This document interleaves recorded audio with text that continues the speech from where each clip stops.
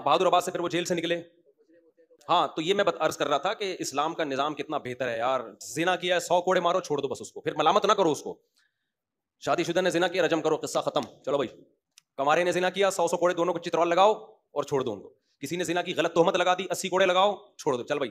Case نہیں ہے لمبے لمبے, سمجھتے ہو کہ نہیں سمجھتے ہو, تو لمبے لمبے کیس نہیں ہے. تو ہمارے یہاں تو بہت ہی گندا نظام چل رہا ہے یار, اللہ بچا کے رکھیے, جیلوں سے اللہ بچائے. جیلوں میں خارج کی بیماریاں لگتی ہیں, پتہ ہے آپ کو, ایک دوسرے کی پھوڑے پھنسیاں ٹرانسفر ہو رہے ہوتے ہیں, گندگی کا ایک نظام ہے, بہت ہی گندا نظام ہے جیلوں کا. تو وہ صاحب جیل میں 4 سال جب کاٹ کر آئے تو کہہ رہے ہیں میں اتنا کانفیڈنس پیدا ہو گیا.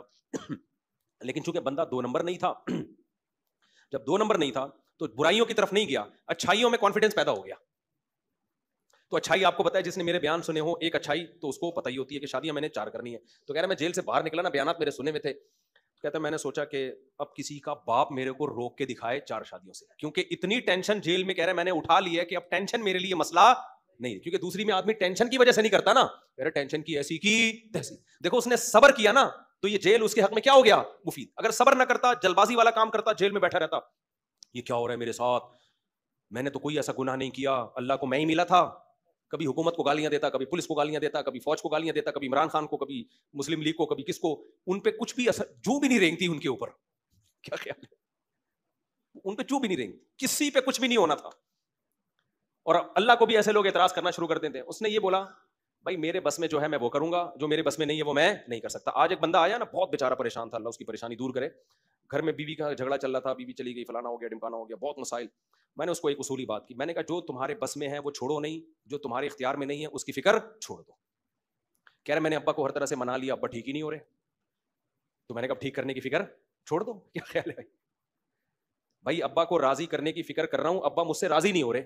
میں نے کہا اپنا ایٹیٹیوڈ ابا کے ساتھ ٹھیک کر لو, توبہ معافی مانگ لو ابا سے, سوری کر لو اگر کوئی غلطی ہوئی ہے, اور ابا کو کے ساتھ معاملہ ٹھیک کر لو, دیکھ لو یہ کس چیز سے خوش ہوتے ہیں, وہ کام کہہ رہے یہ بھی کر کے دیکھ لیا پھر بھی خوش نہیں ہو رہے. میں نے کہا پھر ٹینشن لینے کا نہیں, اس سے زیادہ کہ مکلف نہیں ہے بھائی.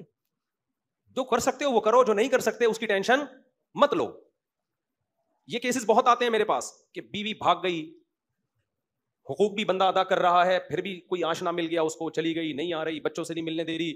تو میں ان سے کہتا ہوں بھائی اگر آپ کے حقوق نہیں ادا کر رہے تھے تو بیوی سے معافی مانگو, جا کے سالوں سے معافی مانگو, ان کو بولو بھائی میں حقوق ادا کروں گا, ہر طرح سے ان کو آپ قائل کرو. اور اگر آپ کی غلطی نہیں ہے, بیوی کی غلطی ہے, تو 2 ہی ہے, یا تو پیار سے یا بدماشی سے, کوئی تیسرا راستہ ہے. میں نے کہا پیار کا طریقہ یہ, جاؤ محبت سے سمجھاؤ, اگرچہ آپ کی غلطی نہیں ہے اس کی غلطی ہے, پھر بھی بعض دفعہ انسان جھک جاتا ہے کہ چلو یار گھر بسانے کے لیے کمپرومائز کرو. تو پھر جب وہ کہتے ہیں نا میں نے ہر طرح سے 1 سال ہو گیا محبت سے سمجھا کے دیکھ لیا, پھر میں کہتا ہوں اب ایک راستہ ہے بدماشی کا. کون سا راستہ ہے, بدماشی. تو جاؤ بدماشی کر سکتے ہو, بیوی اٹھا کے لے آؤ, سمجھ رہے ہو, جاؤ سسرال پہ, بولو ایسی کی تیسی نکالو میری بیوی ہے. کہہ رہے یہ نہیں کر سکتا. میں نے کہا پھر چھوڑ دو, لعنت بھیجو. بدماشی کے لیے پاور بھی تو ہونا, ایسا نہ ہو بدماشی کے لیے گئے اور 4 سالے لمبے لمبے نکل کے آئے, انہوں نے تمہارے ہاتھ پاؤں توڑ کے شاپر میں ڈال کے بھیج دی کہ جا گھٹنا جڑوا جا کے اب تو اپنا. تو میں نے کہا بدماشی کی طاقت ہے. اچھا مجھے آواز سے بھی پتا چل جاتا ہے کہ اس میں بدماشی کی طاقت ہے یا نہیں ہے. بندہ بات کر رہا ہوتا ہے نا, مجھے اندازہ ہو جاتا ہے کہ اس آواز بھی بدماشوں والی ہونی چاہیے. ایسا نہ ہو کہ آپ چیخے تو کھانسی آ گئی آپ کو, سسرال جا کے چیخ رہا نکال, پھر کھانس رہا ہے, اس سے پھر وہ فائدہ نہیں ہوتا اور ہو جاتا ہے.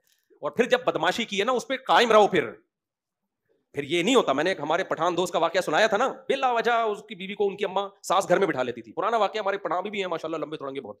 بلا وجہ میرے پاس بھی کیس آتا. ایک دن وہ گئے جا کے گھر میں گھسے, بولا ساس سے بولا دے میری بیوی کو, کیوں آگے بیٹھی ہوئی ہے یہاں پہ, حقوق ادا کر رہے تھے وہ. ایسے ہی جا کے بدماشی کی ہے نا, وہ بےچارے کانپنے لگے, انہوں نے لے جا بھائی, لے جا بھائی, یہاں ایسا نہ ہو کہ بندہ نہ کچھ مر جائے یہاں پہ. حالانکہ اس نے کوئی قتل کی دھمکی نہیں دی. تو لے آئے, ماشاءاللہ 4-5 سال ہو گئے, ہنسی خوشی زندگی گزر رہی ہے. تو بعض مسئلے حل کس سے ہوتے ہیں, بدماشی سے حل ہوتے ہیں, جو صحیح طریقے سے حقوق نہیں ادا کر رہے. اسی طرح داماد بھی بدماشی سے بعض دفعہ قابو میں آتا ہے. صرف یہ بیوی کا معاملہ نہیں ہے, تو داماد صحیح طرح حقوق ادا نہیں کر رہا ہوتا, تو وہاں بھی میں کہتا ہوں یار یا تو بدماشی کرو, محبت سے پہلے سمجھاؤ, نہیں آ رہا بدماشی سے نہیں ہو رہا, تو پھر تمہارے پاس ایک ہی راستہ ہے, علیحدگی لو اس سے, سمجھتے ہو, یا پھر کمپرومائز کرو, اسی طرح ظلم سہتے رہو بیٹھ کے. تو مشہور ہے کہ گھی اگر سیدھی انگلی سے نہ نکلے تو کیسے نکالنا پڑتا ہے, ٹیڑھی انگلی سے نکالنا پڑتا ہے, سمجھتے ہو.